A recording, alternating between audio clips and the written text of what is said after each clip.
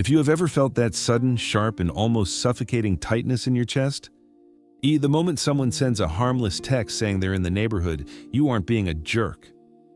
That physical jolt of adrenaline isn't because you dislike your friends. And it certainly isn't because you're a socially anxious recluse hiding from the world. It is because your brain has just detected a high-level breach in your primary survival perimeter. And it is sounding every alarm in your nervous system. For a specific type of person, the one with a high-resolution, high-intensity mind, a guest in the house is not company, but a hostile takeover of their only emotional recovery zone. Today we are going to strip away the social politeness and look at the raw clinical machinery of why hosting people is a profound biological tax on your life. We are going to dissect the concept of territorial comfort, the high-energy cost of the social mask, and why for some of us, silence isn't just a preference, it's oxygen. To understand this tension, we have to look at your home not as a building, but as a neurobiological reset button. For the average person, the tribe is a source of energy, and gathering is a way to feel safe and validated. But for the last realist mind, the world outside your door is a constant assault of sensory data, a micro-expressions in social performance. Every time you step outside, your brain begins a high-consumption background task. It tracks every tonal shift in a conversation, every flickering light, and every unspoken expectation. This is what we call social monitoring. And for a gifted or sensitive nervous system, it burns through psychological glucose at an unsustainable rate. Your home is the only environment on this planet where that monitoring software is allowed to shut down. It is the only place where the mask can finally fall off, and where your breathing deepens and where your amygdala, the brain's threat detector, finally goes off the clock. But the moment a guest enters that space, everything changes. The air in the room literally feels different because your brain has been forced back into high alert mode. Even if the guest is someone you genuinely love, your neurobiology doesn't distinguish between a friend and a variable that needs managing. You are now subconsciously tracking their comfort, the cleanliness of your space, the flow of the conversation, and the emotional temperature of the interaction. You are on again, and because this is happening in your sanctuary, you have nowhere to retreat to. Psychologists call this territorial comfort, and for you, it is a non-negotiable requirement for sanity. When a guest arrives, the mind feels like a perfectly calm pond that someone just dropped a heavy stone into. Nothing objectively bad is happening, but the ripples have disturbed the stillness that you spent all day trying to achieve. This is especially taxing for those whose dopamine systems are highly sensitive.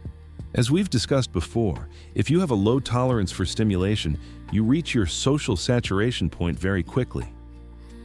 While an extrovert needs the whole jalapeno of a crowded room to feel alive, you reach optimal stimulation with a single flake of red pepper. Hosting a guest is like being forced to eat the whole jar of peppers, in the one place you usually go to recover from the heat. It's an emotional battery drain that happens in the background, quietly ticking down until you're running on 1% while still smiling and offering tea. But there is a deeper, more cynical layer to this, the performance of the self. Most people don't realize that they're performing 24/7, but you are acutely aware of it. You know that the you people see in public is a curated, high-energy version designed to facilitate social harmony. Your home is the only place where that performance stops. Where you can be useless, messy, and silent without apology. When someone enters your home, they are effectively asking you to put the costume back on in your own dressing room. The effort required to maintain that persona in your private space creates a specific type of visceral resentment that you feel guilty for even having. You start looking at the clock, not because you want them to leave, but because you are desperate for the offline mode to begin again. Research on high sensitivity suggests that this isn't just a personality quirk, it's a neurological reality. The mirror neurons in your brain are likely hyper-responsive, meaning you are downloading your guest's emotions in real time. If they are slightly tired, you feel it. If they are bored, you sense it. If they are anxious, your heart rate spikes. You aren't just hosting a person, you are hosting their entire emotional state, and that is a massive cognitive load. There is also an evolutionary component to this sanctuary guarding. For our ancestors, the home or the cave was the only place where they could sleep without a high risk of being killed.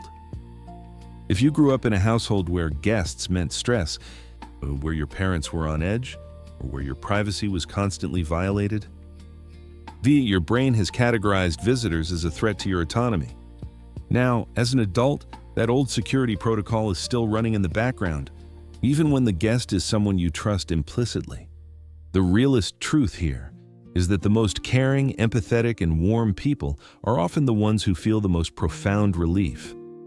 The moment the door closes behind a guest, that deep, shaky exhale you take when you're finally alone again isn't a rejection of your friend. It is the sound of your nervous system finally being allowed to enter homeostasis. You are a person for whom silence feels like oxygen. And in a world that is constantly screaming for your attention, that oxygen is a rare commodity.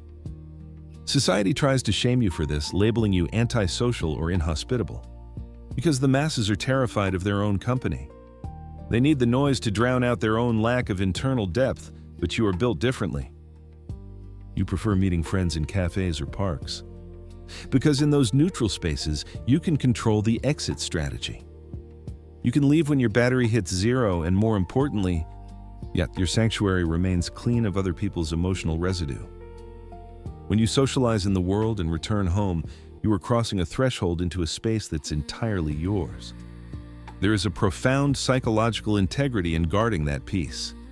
You have realized that you cannot show up as your best self for others if you don't have a place where you don't have to be a self at all. Your home is the laboratory where you decompress, where you process the world's noise, and where you meet the person behind the mask. Protecting that space isn't an act of selfishness, it's an act of psychological survival. You are allowed to love people deeply and still crave the moment they leave. You are allowed to be a great friend and still guard your door like a fortress. Because the truest form of comfort isn't a full house, it's a quiet room, a familiar chair, and the uninterrupted hum of your own consciousness. In our age of constant connectivity and open-door digital culture, the ability to say no to an invasion of your space is a radical superpower. It means you figured out that your worth isn't measured by your hospitality, but by the clarity of your own mind. The next time you feel that tightness in your chest when the doorbell rings, don't apologize for it. Recognize it as your brain's way of saying that your peace is valuable and it is worth protecting at all costs. If this analysis of the sanctuary paradox felt like someone finally reading your internal security logs, you aren't alone. You're just one of the few who understands that a home isn't for entertaining others, it's for finding yourself. Join us at the last Realists, where we strip away the societal virtues and look at the raw clinical truth of the human experience. Subscribe and hit the bell. Because while the world is knocking at your door, we're in here making sense of it. Final frame. Wait, did you hear that? The sound of your own thoughts is louder than the crowd. That's not a glitch, that's your superpower. Click the next video to understand why your need for solitude is actually a sign of superior emotional intelligence. We'll see you in the next one.